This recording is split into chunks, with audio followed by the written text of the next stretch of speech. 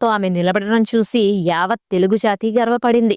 89 ఏళ్ల వయసులో ఈ బరువుల్ని ఎత్తడం సామాన్య విషయం కాదు.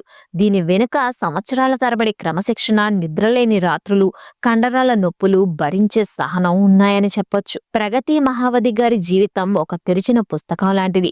అందులో కన్నీళ్లు ఉన్నాయి, కష్టాలు ఉన్నాయి, నవ్వులు ఉన్నాయి, ఇప్పుడు విజయాలు కూడా ఉన్నాయి. ఆమె జీవిత కథ నుండి మనం ఎన్నో విషయాలను తెలుసుకోవచ్చు. జీవితం ఎక్కడైనా ఆగిపోవచ్చు, కానీ అక్కడి నుండే కొత్త ప్రయాణం మొదలుపెట్టడం నేర్చుకోవాలి. విడాకుల తర్వాత ఆమె అదే చేశారు. 50 ఏళ్ల దగ్గర పడుతున్నా ఆమె ఇంకా 20 ఏళ్ల అమ్మాయిల జిమ్ లో కష్టపడుతున్నారు. ఆరోగ్యం మన చేతుల్లోనే ఉందని దీన్ని బట్టి మనం తెలుసుకోవచ్చు.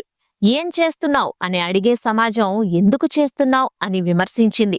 కానీ విజయం సాధించాక అదే సమాజం చప్పట్లు కొడుతుంది. ప్రగతి గారు కేవలం ఒక నటి మాత్రమే కాదు, ఆమె ఒక వారియర్. వెండితెరపై తల్లిగా మనందరినీ ఆకట్టుకున్న ఆమె